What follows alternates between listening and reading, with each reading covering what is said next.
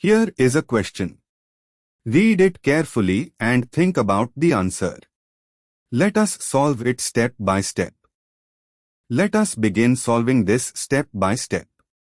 A hemiacetal is a functional group with the structural unit RCH, or where a single carbon bears both a hydroxyl, and an alkoxy, or group, arising from the addition of one equivalent of alcohol to an aldehyde or ketone, the latter giving a hemiacetal by strict EUPAC terminology, though in common older usage the term hemiacetal is applied broadly to include hemiacetals.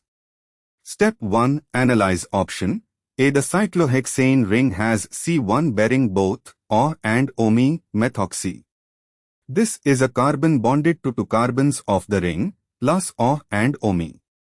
By the broad common definition used in many Indian competitive exam textbooks, MS Chauhan included, this qualifies as a hemiacetal, strictly a hemiacetal, but often called hemiacetal in this context.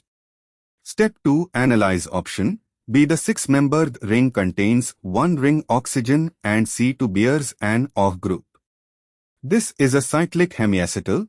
The ring oxygen serves as the OR portion and the exocyclic OH is present on the same carbon. This is the classic cyclic hemiacetal structure, like the pyranose form of sugars. Clearly a hemiacetal.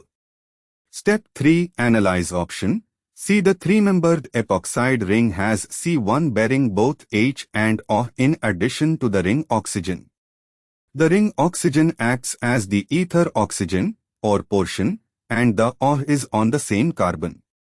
This constitutes a cyclic hemiacetal, specifically an alpha-beta-epoxy alcohol where the epoxide oxygen and the OH are on the same carbon, fulfilling the hemiacetal criterion C bonded to O and OR in a cyclic form.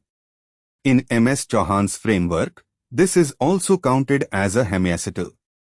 Step 4. Since all three structures, A, B, and C, satisfy the hemiacetal definition, with A being a hemiacetal counted under the broad term, the answer is D, all of these. Therefore, the correct answer is D. Therefore, the correct answer is option D.